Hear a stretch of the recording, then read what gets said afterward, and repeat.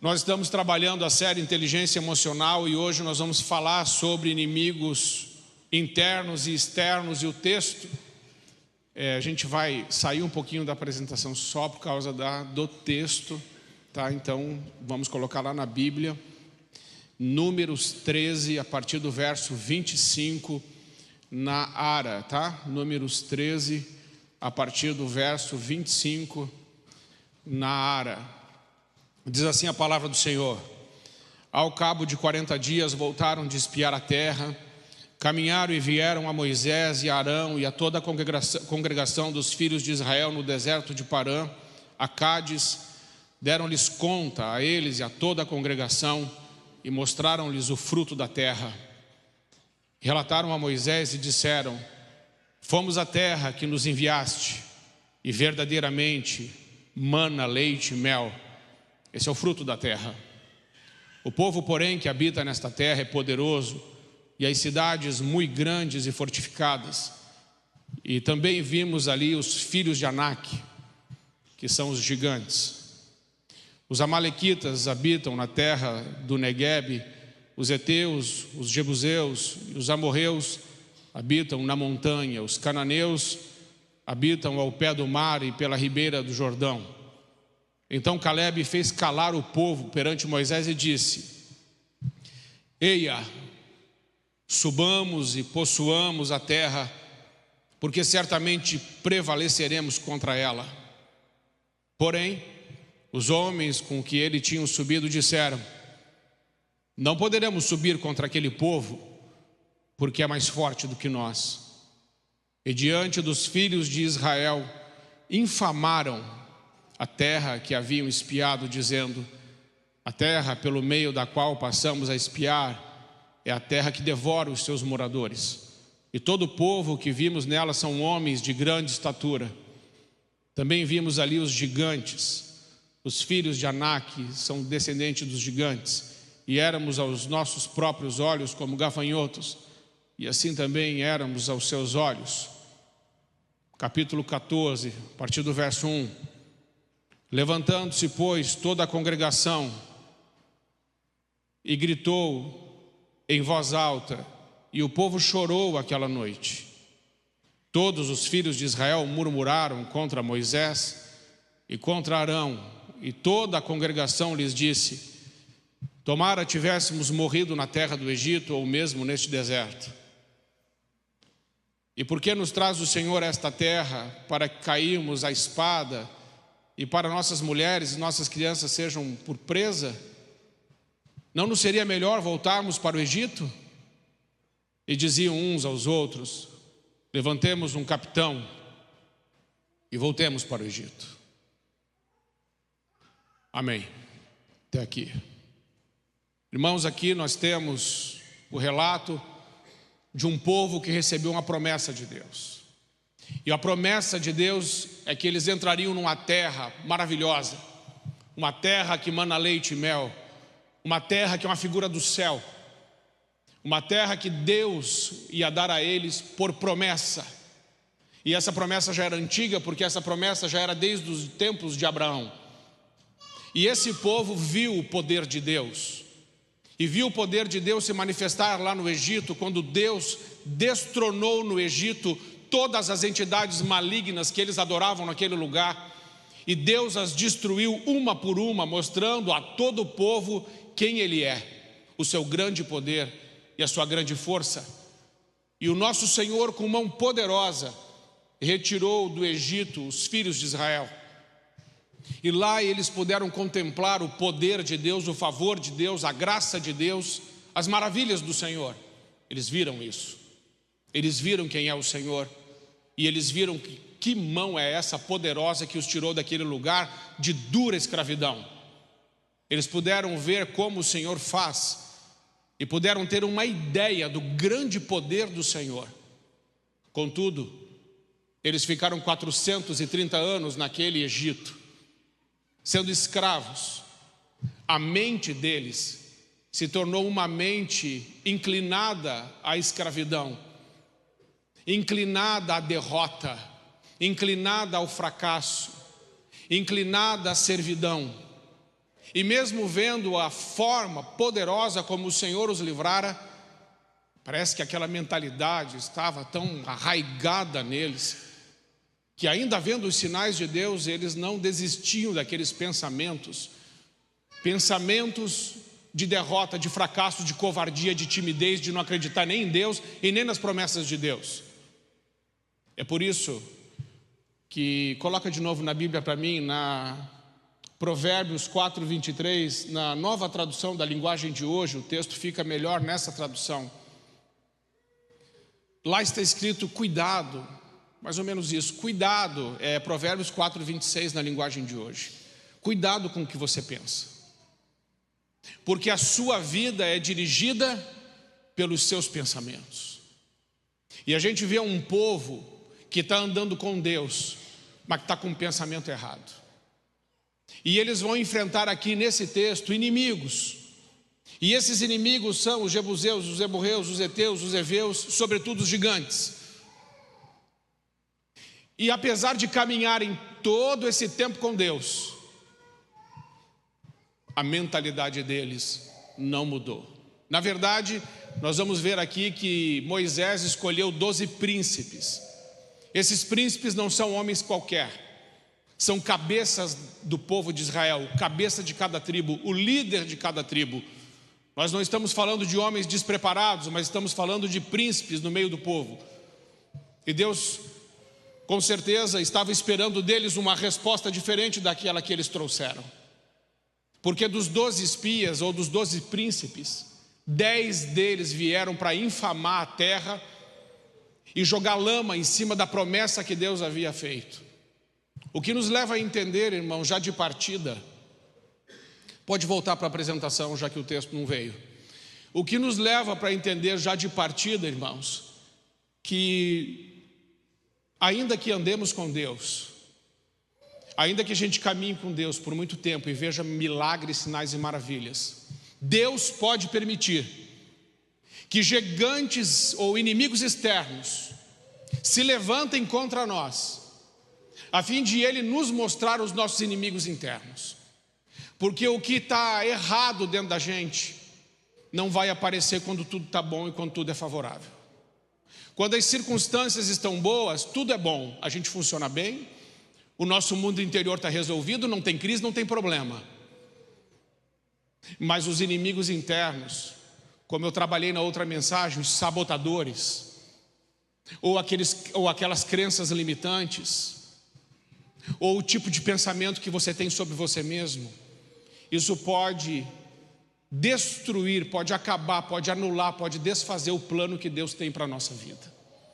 E isso aconteceu aqui. No texto que lemos, a gente vê que só 2 homens se levantaram com um pensamento diferente daqueles dos 10 espias, que foi Josué e Calebe. Eles não.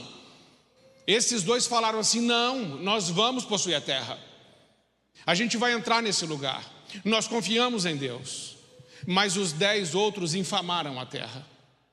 É interessante observar que os 12 viveram as mesmas coisas, as mesmas experiências, viram os mesmos milagres, passaram pelos mesmos problemas, mas deram resposta diferente no meio da crise. Então veja que não é o meio que nos forma e não é o meio que nos molda, porque os 12 estavam no mesmo meio, nas mesmas circunstâncias, com o mesmo Deus e com o mesmo povo. Mas 2 deram uma resposta completamente diferente dos 10. O que pode nos mostrar e nos revelar hoje é que, ainda que a gente esteja num meio corrompido de incredulidade, eu acho que o nosso maior inimigo interno, irmãos, de todos, não são nem aqueles sabotadores que eu trabalhei naquela mensagem, mas acho que o maior inimigo interno que a gente pode ter na nossa vida é a incredulidade. É quando a gente não acredita mais no nosso Pai. É quando a gente não acredita mais no nosso Deus.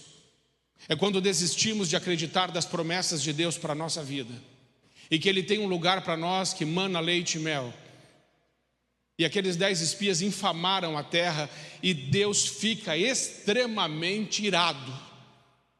E Ele só não destrói tudo e acaba com tudo como Ele estava com vontade de fazer, como diz o texto, porque Moisés intercede pelo povo. Então hoje eu quero olhar junto com você algumas coisas que nós podemos aprender sobre padrões mentais e como eles se originam. Pode passar mais um. Origem dos padrões mentais. Tudo começa com um fato. Alguma coisa que aconteceu na sua história. Aqui no texto que lemos acontece com um fato. Qual o fato? Escravidão. Dura escravidão. Ou seja, uma crise que ficou instalada durante muito tempo e que foi moldando aqueles homens numa mentalidade de escravidão, de subserviência, de submissão, de timidez, de covardia, de fraqueza. Aquele fato deformou a identidade de 10 homens, 10 príncipes, mas não de 2. Um fato se desdobra numa emoção. Algo que acontece em nossa história se desdobra numa emoção. E nós precisamos ter muito cuidado aqui, irmãos. Emoções são coisas muito fortes. E se não cuidarmos, se não te prestarmos atenção, uma emoção pode assumir as rédeas da minha vida e me dizer o que fazer ou não. Porque é depois de uma emoção que vem uma crença. E é mais difícil, muito mais difícil, expulsar uma crença do coração do homem, uma crença errada, do que um demônio. Expulsar um demônio é fácil, mas expulsar uma crença errada, uma crença limitante, algo que deformou a nossa identidade, algo que nos tira a percepção correta de quem Deus é e do que Ele quer fazer na nossa vida, essa crença errada, isso é bem difícil de tirar. Porque muitas vezes nós falamos com os nossos lábios que adoramos a Deus e que cremos nele, mas o nosso comportamento revela outra crença. E aí Deus começa a revelar os nossos inimigos internos: medo, insegurança, ansiedade, covardia, timidez, vitimismo e por aí vai. Mas que tem como raiz a incredulidade. Então, faz um exercício hoje e começa a pensar aí na sua vida. Que fato gerou uma emoção em você? E que essa emoção se desdobrou numa crença que está te limitando, que está te impedindo de avançar, que está te impedindo de crer. O que aconteceu na tua história que não deixa você ser tudo aquilo que Deus sonhou para a sua vida? Porque Ele é bom. Ele veio da vida abundante. Ele veio para andar junto com a gente. E andar com o Senhor é andar em milagre. Andar com o Senhor é andar em vitória. Andar com o Senhor é viver o sobrenatural. Andar com o Senhor é olhar com os olhos da fé. Andar com o Senhor é crer que se a gente se santificar, Ele faz maravilhas no meio de nós. Andar com o Senhor é crer que Ele pode responder orações que talvez o seu intelecto não acredite, mas a sua fé crê. Amém? Tem oração que a gente faz, talvez que você faça, você fala assim: olha, eu estou fazendo, mas manda essa crença embora. Eu estou fazendo e eu creio que o meu Deus é fiel para responder. Amém? Quando aquele menino caiu aqui, o filho do Pedro Expedito, William, se encheu de fé, sabe o que ele fez? Ele deitou em cima do rapaz. Igual o Elias, o Eliseu fez com o menino da viúva, deitou em cima e soprou, e a vida voltou. Ele creu na palavra do Senhor, ele fez isso, e aquele menino que estava, dizem eles quando viram, parecia morto, voltou a viver.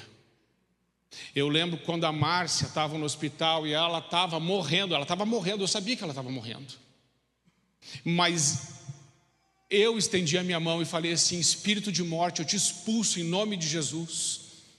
Vive, mulher de Deus, volta. E deu para ver o olhinho dela voltando. E aí eu falei com o Senhor: Senhor, o Senhor me ouviu. A minha razão diz não tem jeito, mas a minha fé diz tem sim. É sobre isso que eu quero conversar um pouco com você hoje. Vença todos os seus inimigos, seja interno ou externo, o que for, para você viver tudo que Deus tem para a tua vida, amém? Então veja que um fato gera uma emoção gera uma crença vai se desdobrar numa atitude, e essa atitude vai ser uma resposta. E a resposta dos 10 foi: não dá para entrar na terra que Deus falou. Não dá. E é isso que eu quero olhar primeiro junto com você. Pode passar mais um. Antes de eu entrar diretamente no texto, eu coloquei ali, veja, padrões mentais. Respostas comportamentais estão fundamentadas em registros que você tem na sua vida. Pensa aí. Registros, coisas que ficaram impressas ou talvez marcadas a fogo no seu coração pela forma forte que elas vieram. São registros, tá? Deixa eu dar exemplo. Um registro que é marcado a fogo, abuso. Outro registro que é marcado a fogo, traição. Registro que é marcado a fogo, rejeição. Registro que é marcado a fogo, violência, tapa no rosto, surra violenta, comunicação violenta. São registros que são marcados a fogo, impressos na nossa alma. Se nós não tivermos consciência do que houve e não assumirmos uma responsabilidade de mudança, a gente vai ficar refém disso o resto da vida. E aqui muitos são derrotados, como os 10 foram derrotados. Muitos são derrotados se não prestarem atenção nesses registros que estão lá marcados a fogo na nossa alma, amém? Pede para o Espírito Santo trazer a luz na sua mente. Que registros são esses? E ainda digo mais uma coisa: nós somos muito bons para explicar o que aconteceu, para argumentar sobre o que aconteceu, para justificar o que aconteceu. Só que isso não resolve. Explicar, justificar e argumentar não resolve o problema. Você precisa ter consciência dele e levá-lo a Cristo e assumir uma responsabilidade de mudança. Amém? Senão o que fica acontecendo? Você anda em círculos, você repete. Você repete. Tudo que você não traz para a tua responsabilidade de mudança, você vai repetir. E é por isso que existem áreas da nossa vida que a gente sofre uma derrota atrás da outra. E parece que a gente está andando em círculos e não avança naquela área. Qual é a área da tua vida que você percebe que isso está acontecendo? Hoje Deus te trouxe aqui para você romper nessa área. Amém? É para isso. Então eles moldam a nossa forma de reação, organizam nossa visão. Como assim organizam nossa visão? Nós vamos ver no texto seguinte. Aqueles homens dizem assim: nós vimos os gigantes, e aos nossos olhos eles são gigantes, e aos olhos deles nós somos gafanhotos. Olha como é que a organização da visão deles foi afetada pela deformação da identidade deles. Eles dizem inclusive como é que o outro vê ele. Diz assim: não, ele me vê como um gafanhoto, eu não sou nada. De onde veio essa organização de visão? De um registro ruim, de um trauma, de uma crise que se instalou na nossa vida. Então organizam nossa visão de mundo ou desorganizam nossa visão de mundo, do eu, das relações, do futuro. Criamos formas de leitura sobre o que sentimos e interpretamos e atribuímos então significado, gerando assim um padrão comportamental. Foi como aprendi. Estamos reagindo no automático ou abrindo espaço para modificar esse padrão? Então é aqui um ponto-chave. É aqui um ponto aonde muitos ficam patinando. Por quê? Porque aí vai entrar no vitimismo que eu vou falar daqui a pouco. Irmãos, o vitimismo está mais presente na Bíblia do que você imagina. E muitos líderes se vitimizaram na palavra de Deus. E é triste dizer isso, mas é real. De 12 líderes, 10 se vitimaram. Somente 2 assumiram responsabilidade.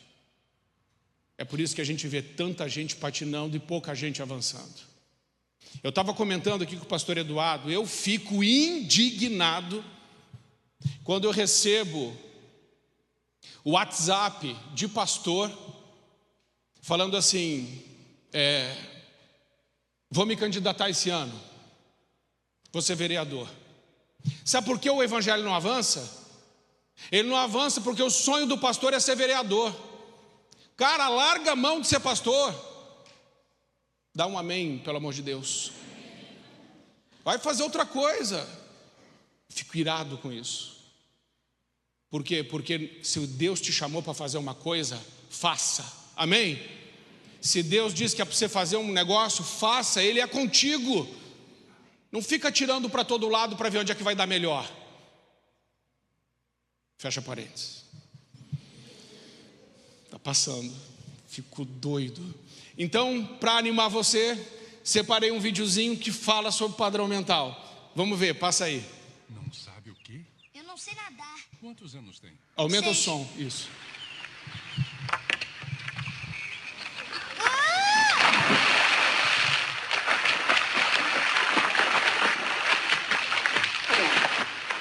Ajude-o, ele não sabe nadar. Então vai aprender. Todos devem saber nadar. Estique o braço para frente e puxe água com a mão. Puxe para você. Não vá depressa demais. Foi como eu aprendi.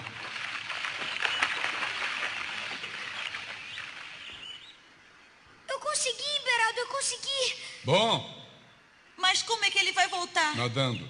Ele pode até se afogar. Então você vai lá e pega Mas ele. eu também não sei nadar.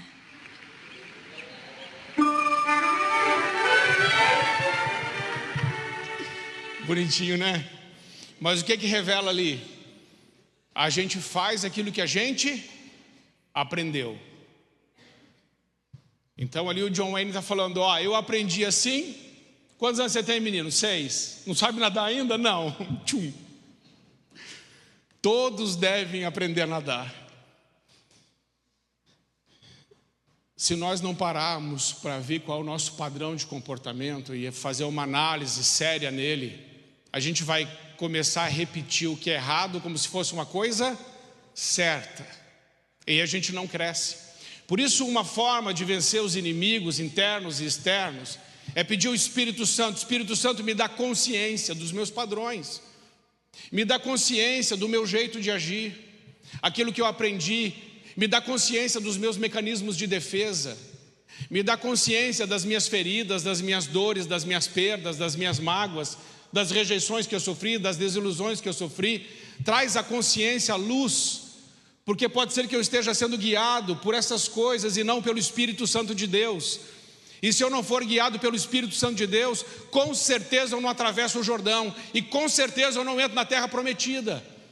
Então, Senhor, me ajuda, porque eu quero entrar nessa terra que mana leite e mel que o Senhor me prometeu. Amém? Deus tem um lugar tremendo para a sua vida. O que está escrito lá no Salmo 23? O que Ele faz? Ele nos guia aos vales verdejantes e às águas tranquilas. Sabe por que Ele nos guia? Porque a gente não sabe chegar lá. Ele tem que nos guiar. Nós não sabemos alguns caminhos, irmãos. E se nós não formos humildes o suficientes para chegar diante de Deus e dizer assim, Senhor, na verdade eu não sei nada, mas gostaria muito de aprender com o Senhor. Mostra para mim o que eu tenho que mudar. E mostra para mim o que tem dentro de mim que impede o fluir do Teu Espírito Santo. O que impede de eu te buscar mais. O que impede eu de ser mais ousado e corajoso no que concerne as coisas espirituais. Ajuda-me, Senhor, porque eu não quero mais ser o mesmo, mas quero ser um homem, uma mulher que faz a Tua vontade e que vive para a Tua glória. Amém? Pode passar mais um. Ali nós vemos o texto. Porém os homens que com ele tinham subido disseram, não poderemos subir contra aquele povo, porque é mais forte do que nós. Também vimos os gigantes e éramos aos nossos próprios olhos como gafanhotos, e assim também éramos aos seus olhos. Veja a visão. Quando você tem uma lente distorcida, você pode ampliar, você pode reduzir, você pode desfocar, você pode distorcer aquilo que você está vendo, porque existe uma lente. E essa lente foi colocada porque existe alguma coisa na sua vida que não funcionou direito. O que aconteceu com esses homens é que eles nunca conseguiram enxergar através de Deus e sua promessa. Eles estavam falando deles, eles falaram assim, mais forte do que nós. Eles ainda estão presos no eu, no ego. Eles estão olhando para a sua própria força. Eles esqueceram quem os tirou do Egito. Eles esqueceram de quem é a mão forte. Eles esqueceram de quem é a promessa. E na hora de tomar posse daquilo que Deus tinha para a vida deles, eles falaram assim: não, mas que ele é mais forte do que eu. Mas não é sobre você, é sobre quem prometeu. E quem prometeu é poderoso para cumprir, amém? Só que a visão ficou distorcida. E essa lente acabou com tudo. Porque eles não só olharam para eles mesmos e falaram que não era bom, como eles infamaram a terra, ou falaram mal da promessa que Deus tinha feito. Como se Deus não tivesse dado a eles motivo suficiente para eles crerem. Mas suas feridas e sua mentalidade de escravidão não os permitiu crer e não os permitiu avançar naquilo que Deus tinha para a vida deles. E a vontade de Deus é boa, ela é perfeita, ela é agradável, mas muitas vezes não tomamos posse dela, porque a gente está olhando através de uma lente que Deus não colocou nos nossos olhos, mas nós colocamos através das dores e decepções que tivemos na vida. Achamos que somos o resultado das nossas perdas. Deixa eu te dizer uma coisa: você não é o resultado do que deu errado. Eu sei que nesse povo aqui deu tudo errado para eles, na cabeça deles. E eles estavam achando que eles eram o resultado das circunstâncias, mas eles não eram. Eles são filhos, mas eles não entenderam isso. Se a gente não entender quem a gente é, a gente nunca vai conseguir viver o que Deus tem para nós. O anjo ligou confirmando. Pode passar mais um. Padrões mentais, vitimismo. Agora veja se não é comportamento de criança isso aqui, gente. Olha isso. Levantou-se, pois, toda a congregação e gritou em voz alta e depois chorou. Quem que grita e chora? Você leva a criança no mercado, aí você não dá o que ela quer, o que ela faz? Ela grita, ela chora, ela faz birra. Você já pensou se o nosso Deus, todo-poderoso, bondoso, maravilhoso, inteligente do jeito que Ele é e forte, toda vez que eu e você começássemos a gritar e chorar, Ele cedesse? Que tipo de filho Ele teria? Filho birrento e mimado. E filho birrento e mimado é insuportável. Inclusive os nossos, que a gente acha lindo. Mas quando a gente vai tomando consciência que eles são insuportáveis, a gente também não quer levar. Já viu aqueles memes? Só vou onde meu filho é bem aceito. Aí mostra a criança é virada. E aí não tem como aceitar aquilo. E aí os pais falam assim: ai, nunca faz isso. Imagina, faz todo dia. Ninguém põe limite. Então veja que esse povo, ele gritou, ele chorou em voz alta a noite toda, passou a noite chorando. E daí o que eles fizeram? Todos os filhos de Israel murmuraram contra Moisés e contra Arão, e toda a congregação lhes disse: tomara tivéssemos morrido. Lembra de você adolescente? Quantas vezes você falou que queria morrer? Que você ia se matar? Viu? Saímos da infância e acabamos de entrar onde? Na adolescência. E aí todos murmuraram contra Moisés e Arão: te odeio, pai, te odeio, mãe. É isso que está acontecendo aqui. E lhes disse: tomara tivéssemos morrido na terra do Egito, ou mesmo nesse deserto. E por que nos traz o Senhor? Agora a culpa é de quem? Agora a culpa é de Deus. O vitimismo é isso. Pode passar mais um. Vamos ver. O vitimismo é a postura de pensar ser vítima com frequência, um desvio psicológico que tira a responsabilidade de si e transfere para o outro, mesmo quando a culpa não é alheia. Quem assume essa postura pensa com frequência que é injustiçado e só não está numa situação melhor por causa dos...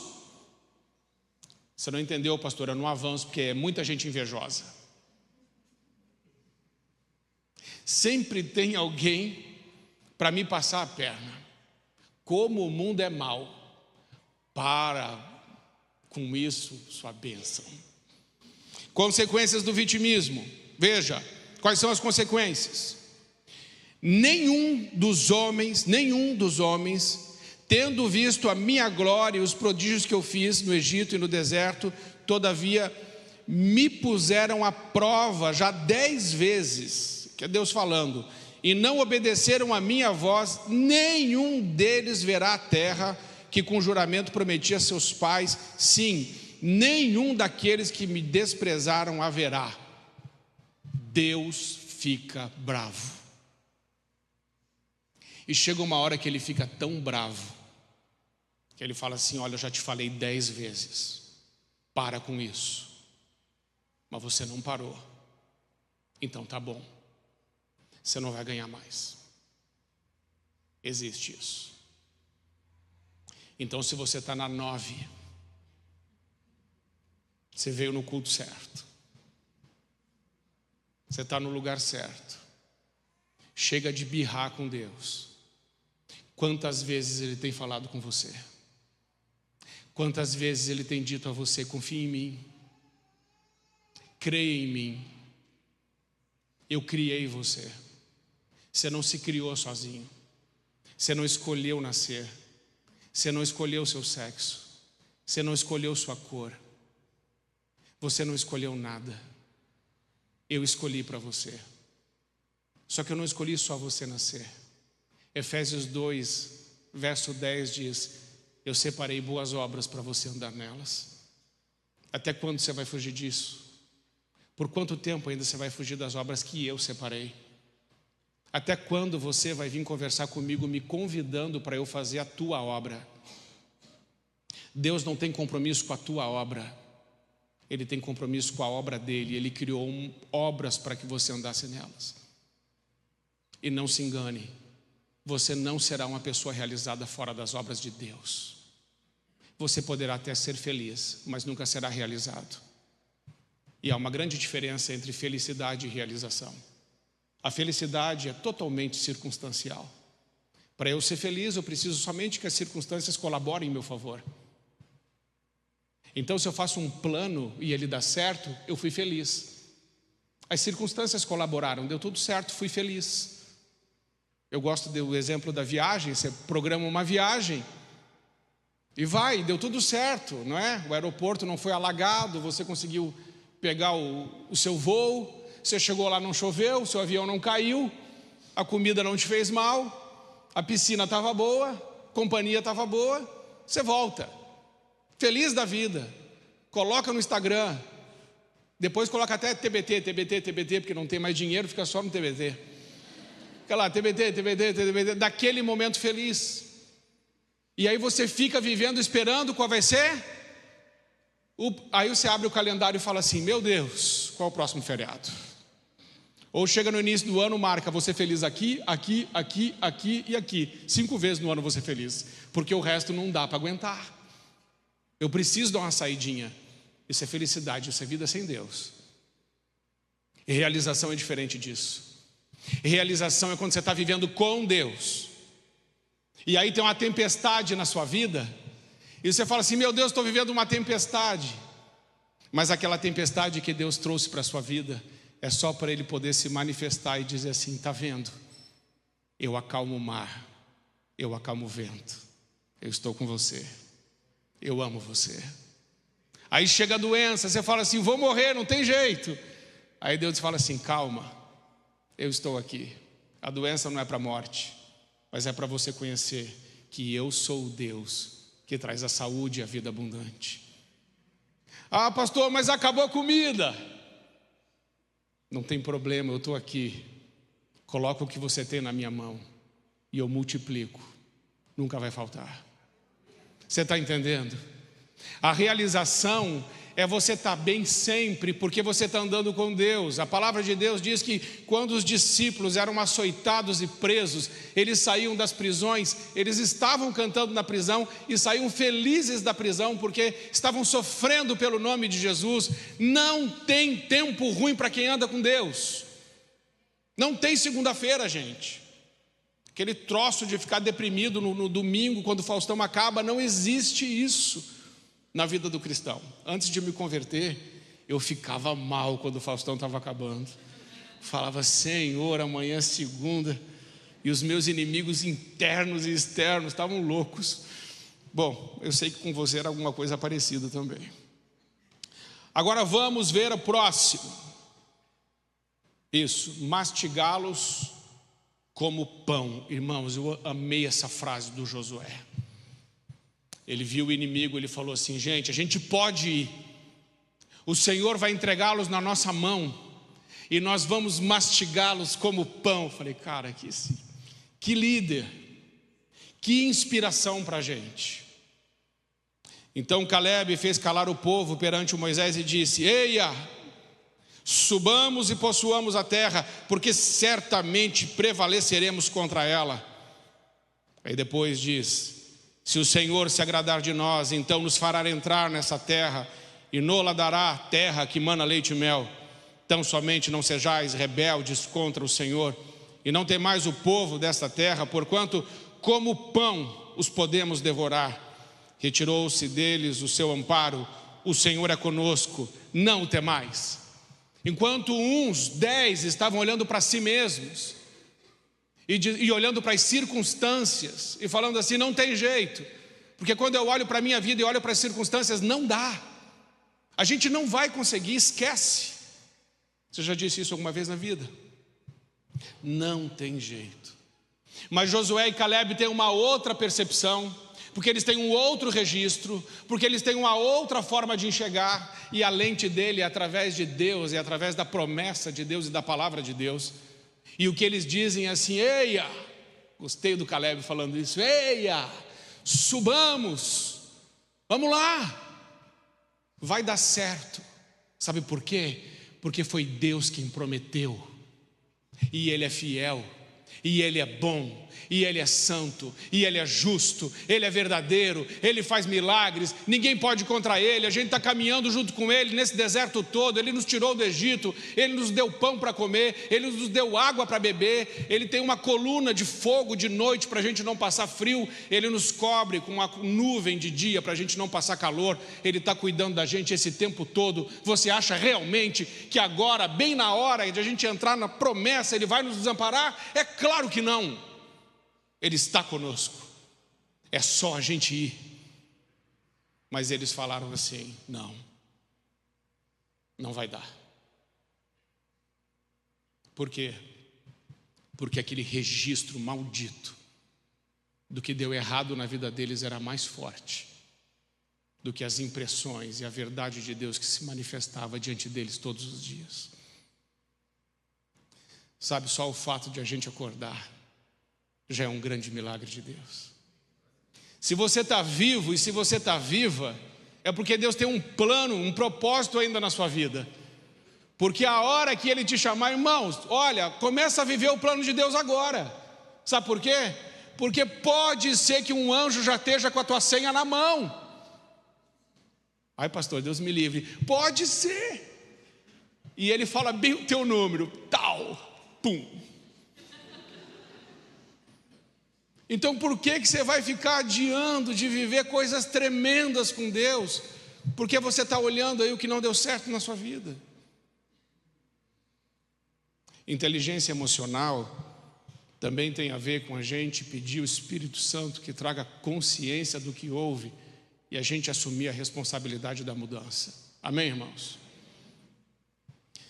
E para encerrar, mentalidade de escravo e mentalidade de filho. A mentalidade do escravo era a mentalidade dos 10. Você já sabe. Não tenho pai, não tenho posses, não tenho nada. O que eu tenho é aquilo que me deram. E eu acho que eu quero voltar para o Egito, porque andar com Deus está muito complicado. Ele está pedindo coisas que me tiram da minha zona de conforto. Andar com Deus está muito desafiador, porque Ele quer me emancipar. Mas sabe que eu gosto de ficar naquele lugar confortável, onde eu não preciso tomar nenhuma atitude, eu posso culpar todo mundo? onde eu sou uma vítima. O ruim do vitimismo é que ele dá prazer e ele é conveniente. Toma cuidado com isso. Você precisa ser filho, e filho é protagonista da sua própria história, amém? Filho, ele sabe que o pai o ama. Filho sabe que tudo que é do pai é dele. Filho sabe que pai não abandona. Que mentalidade você tem? Mais um detalhe. A gente só tem um pai. Cuidado com essa de todos os caminhos levam a Deus. Cuidado. Na verdade, não está errado. Todos os caminhos levam a Deus? Sim, porque todos os que morrem vão chegar diante de quem? De Deus. Mas Jesus disse: eu sou o caminho, a verdade e a vida. Ninguém vem ao Pai senão por mim. A Deus todos chegam, ao Pai só quem tem Jesus. Olhe para quem está do seu lado e fala: viu? Está vendo? Sabe por quê, irmão? O diabo é tão esperto que ele quer te dar outro pai. Sabe? Fala assim: não, olha, Deus é um só, o importante é a gente fazer o bem, o importante é a gente fazer o bem. Conversa fiada, tira daí, põe na Bíblia, coloca ali para mim João 14:15, deixa eu te mostrar, acho que é importante isso, para a gente deixar bem consolidado aqui esse entendimento. É João 14:15, qualquer versão. Se vocês me amam, obedecerão os meus mandamentos. Eu posso adorar ao Pai do meu jeito? Não. Tem que ser do jeito dele. Põe o verso 21 do mesmo capítulo. Quem tem os meus mandamentos e lhes obedece, esse é o que me ama. Está vendo? Não adianta você falar: papai, papai, né, eu te amo. Aí ele vai perguntar: tá, e você está fazendo o que eu mandei? Não me ama. Não me ama. Não me venha com essa. Esse é o 23? Põe o 25. Não, 21, o 24. Aquele que não me ama não obedece às minhas palavras. Para encerrar, coloca Mateus 7:20. É importante, irmãos, porque o que eu estou pregando não é sobre fazer, é sobre ser. Está escrito assim: assim pelos seus frutos os conhecerão. Nem todo aquele que diz Senhor, Senhor entrará no reino de Deus, mas aquele que faz a minha vontade. Presta atenção. Ter o Pai, ter Jesus, é mais, muito mais do que erguer a mão na igreja e falar assim: eu sei de Jesus. Precisa disso aqui, obediência. Porque ele diz assim: não é aquele só que diz Senhor, Senhor, ou seja, papai, papai, que entrará no reino de Deus, mas aquele que faz a minha vontade. Muitos me dirão naquele dia: que dia? O dia que a gente morrer e encontrar com ele, o dia do juízo. Aí vai ter lá assim: Senhor, em teu nome fizemos milagres, expulsamos demônios, profetizamos. Tem alguma coisa ruim nessa lista? Não, parece ser tudo bom. Mas ele diz assim: não te conheço. Eu não te conheço. Aparte-se de mim, você que pratica a injustiça. Deus não está interessado no que você faz. Deus está interessado em quem você é. Ou você é filho, ou você não é. Prática de justiça e fazer o bem não te coloca no céu. Quem te coloca no céu é Jesus Cristo, Filho de Deus. Amém? Entenda isso. Não deixe que ninguém te engane. Amém? Vamos ficar em pé, vamos orar? Eu quero orar junto com você nessa noite sobre algumas coisas. E a primeira delas é que a gente tem que colocar na nossa mente um registro novo hoje. E esse registro novo é a palavra que nós ouvimos agora. Que o Senhor é o Senhor que nos leva para uma terra que emana leite e mel. Que o Senhor nos tira do deserto. O deserto na nossa vida é só para nos purificar, e se Deus permite que alguma coisa que é crise desafiadora aconteça conosco, é para tirar as impurezas que estão dentro de nós, porque, gente, impureza só sai com fogo. É ela que separa o que é bom do que é ruim. Então, mesmo quando o fogo vem sobre a sua vida e a crise se instala na tua história, é para retirar de você o que não se parece com Cristo. E hoje é dia de fé e de mandar toda a incredulidade embora e voltar a crer que Deus é Deus na nossa vida para cumprir todas as suas promessas. Amém? Você quer orar por isso? Como quem diz assim: Senhor, eu creio, mas eu quero crer mais. Eu quero ser como Josué e Caleb, que olhou para a terra e falou assim: eia, eu quero possuir isso. Eu quero entrar nesse lugar. Eu quero morar nesse lugar que o Senhor separou para mim. Eu não quero mais morar nesse outro lugar que eu tenho sofrido. Eu não quero mais morar nesse lugar que eu tenho sobrevivido. Eu quero o lugar que o Senhor tem para a minha vida, aquele que o Senhor diz que me guia a vales verdejantes e as águas tranquilas. Eu quero viver uma coisa nova com o Senhor.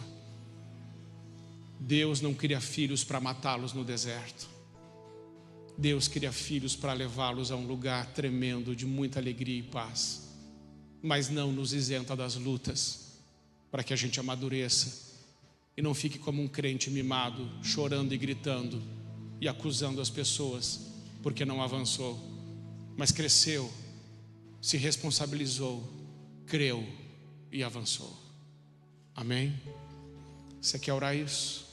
Se você quiser orar isso, deixa o seu lugar, vem até aqui à frente, eu quero orar junto com você, porque creio que Deus tem lugares para você acessar, que você só vai acessar por meio dessa fé. Deixa o seu lugar e vem, pode vir, em nome de Jesus. Eu quero entrar em lugares novos que o Senhor tem para a minha vida.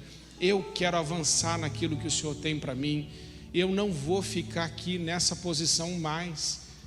Para de explicar, para de justificar, para de argumentar e fala assim: Senhor, eu quero viver o que o Senhor tem, eu quero a tua promessa. Mas também fala comigo, me ensina a crer, me ensina a orar, me ensina o que dizer, Senhor. Pede perdão se você até não creu, se você não teve coragem para assumir um posicionamento com o Senhor. Pede perdão para Ele, mas assume hoje,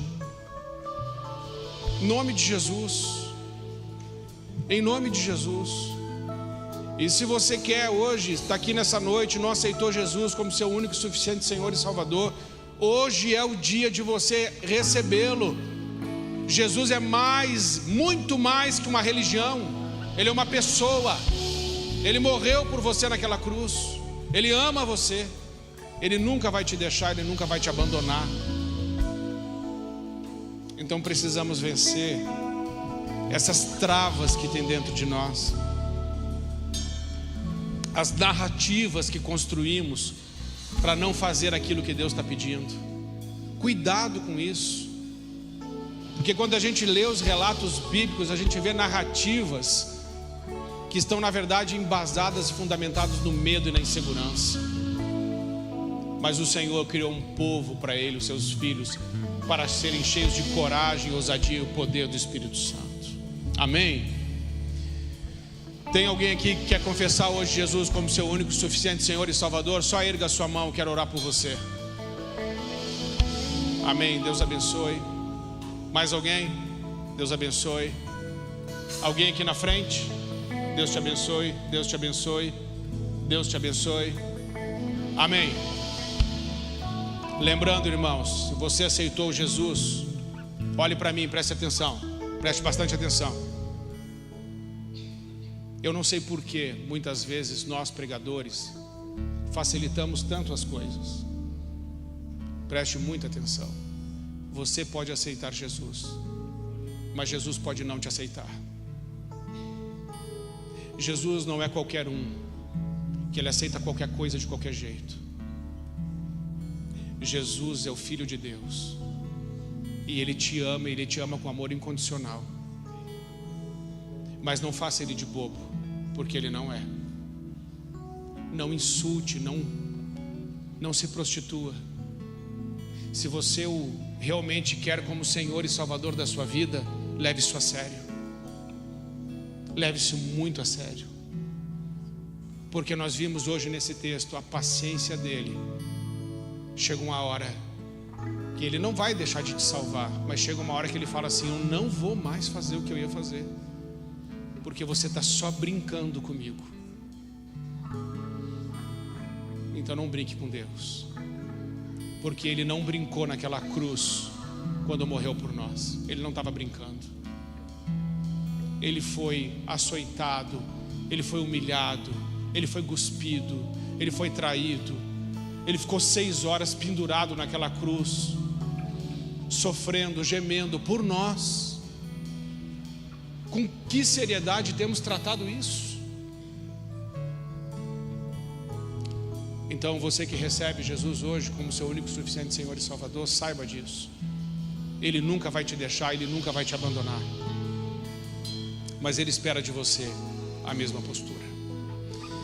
Pai, em nome de Jesus, nós colocamos nessa noite mais uma vez nossa vida em Tuas mãos, e queremos, Senhor, que o Senhor tire dos nossos olhos toda a lente que distorce, que reduz, que desfoca, Senhor, que rouba-nos a verdade do que está acontecendo na nossa vida. Rejeitamos aqui, Pai, em nome de Jesus, toda incredulidade, todo espírito de incredulidade. Nós cremos que há um só caminho para o Pai, que é Jesus Cristo, nosso Senhor. E sabemos que essa terra prometida é uma figura do céu. Por isso, Senhor, em nome de Jesus, nós tomamos posse de todas as promessas que o Senhor tem para nós, e queremos começar a viver o céu aqui na terra, porque sabemos que o Senhor nos ensinou dizendo: venha o teu reino. Senhor, em nome de Jesus, não permita que nenhum de nós viva nada menos do que aquilo que o Senhor sonhou para nós. Não permita, Senhor, em nome de Jesus. Nós não queremos ser somente felizes, vivermos de momentos, não. Nós queremos viver uma vida realizada na Tua santa presença. Senhor, que não exista circunstância que nos destrua, que nos coloque para baixo, porque mesmo em meio às maiores pressões, ainda podemos louvá-lo e bendizer o Teu grande nome, e confiar que o Senhor está conosco. Senhor, muito obrigado. Obrigado por tudo que o Senhor tem feito por nós. E eu peço pelos meus irmãos, Senhor, dê a eles a alegria de caminhar de perto contigo. Dê a eles e a mim essa alegria, caminhar bem de perto, ouvir a Tua voz, ser guiado pelo Teu Espírito Santo e viver coisas tremendas. Senhor, cura-nos também das nossas feridas, perdoa os nossos pecados e nos conduza à vida eterna. Agora, Pai, sabemos que o Senhor está conosco. Nos dê força para assumirmos a responsabilidade da mudança. Sabemos que as coisas não vão mudar sozinhas, mas nós assumimos aqui com o Senhor uma responsabilidade de mudança segundo a Tua santa palavra. E a primeira mudança que nós fazemos hoje é crer sem duvidar de todas as Tuas promessas. Fica conosco, Pai, nos abençoa e nos leva a louvar agora como quem está entrando nessa terra prometida, como quem está entrando nesse lugar que o Senhor separou para nós, em nome de Jesus, amém. Amém.